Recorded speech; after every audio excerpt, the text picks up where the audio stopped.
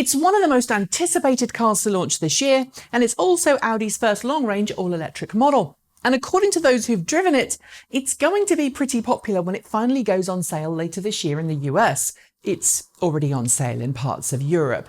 On paper too, the Audi e-Tron looks to have some pretty good specs. There's 57 cubic feet of cargo space with the rear seats down. It's got all-wheel drive. It has a total power output of 265 kilowatts in regular driving mode, with an option to increase that to 302 kilowatts for short periods of time. And it has a 95 kilowatt-hour battery pack capable of charging at speeds of up to 150 kilowatts from a compatible high-power CCS quick charging station. But when Audi released its official EPA-approved range ratings for the mid-size electric crossover last week, the figures were nowhere near what we and most other commentators had expected.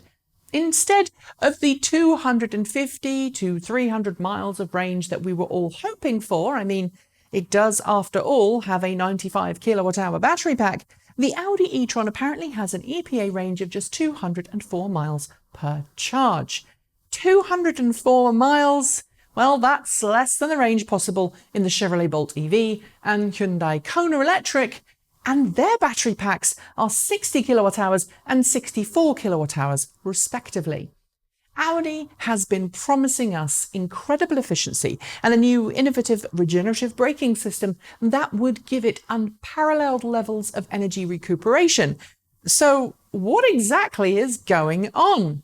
Well, according to Audi, the mediocre range of the e-Tron isn't because the car itself is particularly inefficient, but rather that the engineers at Audi have decided to prioritize longevity and performance over sheer range. Or to put it another way, Audi would rather the e-Tron be rated at a range that's predictably achievable than try to engage in a range war that it may or may not win.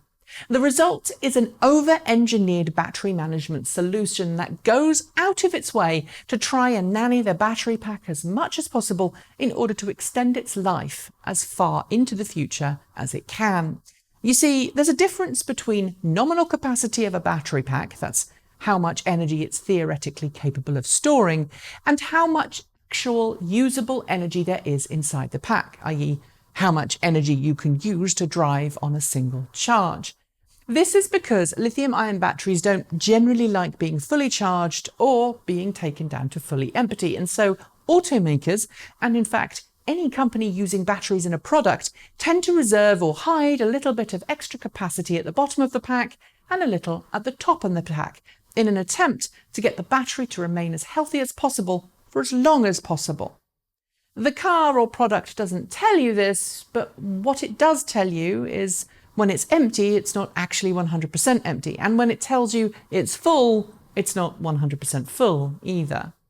The closer you get to truly empty and the closer you get to truly full, the more strain you put on individual cells in the battery pack. The higher the risk of those cells experiencing physical damages, and the higher the risk that they will prematurely age. It's the same as high temperatures. They are known for killing battery packs, so too is letting them get too full or too empty. The original Nissan Leaf, for example, had a nominal battery capacity of about 24 kilowatt hours, but the car only ever let you use about 21 kilowatt hours. Every other automaker does something reasonably similar, tweaking the actual capacity it uses depending on its own special source internal calculations and what it feels is acceptable. Tesla recently expanded the range of its Model 3 by essentially unlocking a little more capacity in the battery pack and allowing the battery to charge and discharge a little more than it had previously after determining that it was safe to do so. Audi's restricting of a battery pack capacity is a little more severe than some automakers out there, only allowing 83.6 kilowatt hours out of the total 95 kilowatt hours to be used. This adds a large buffer that has two very important knock-on effects. First, it increases the amount of time that the e-Tron can charge at full power before it starts to tail off near full, because the car isn't technically as full as it says it is, so there is extra room for higher currents at the top of the charge.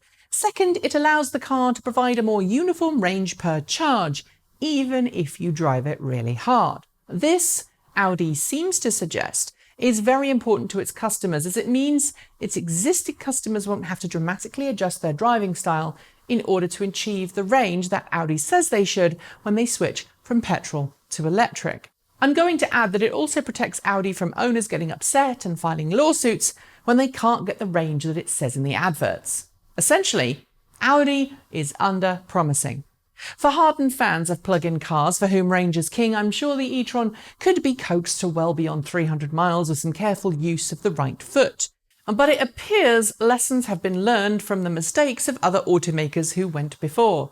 It's far better to say a car can travel a certain distance per charge, a shorter range, than promise a more impressive range that are just impossible to achieve in the real world. Do you think Audi's made a smart choice? Do you welcome that it's decided to range rate its e-Tron using a total battery capacity that's smaller than other automakers? Or do you think that Audi is just making excuses for a poorly designed car? Let me know below. That's it. Thanks for watching. Let us know if you liked it or didn't like it below. Scribble a comment, hit the notification bell so you don't miss out on a single episode. And if you'd like to support the show, there are 3 ways you can do that in the show notes below. Don't forget too that we've just got some great new t-shirts launched in our Teespring shop. You can all buy them, including our April Fool's Day Tesla Evolved shirt and our Evolved plug shirts. Buy one, support the show, and help us continue to make great content. I'll be back soon with another episode, but until then, keep evolving.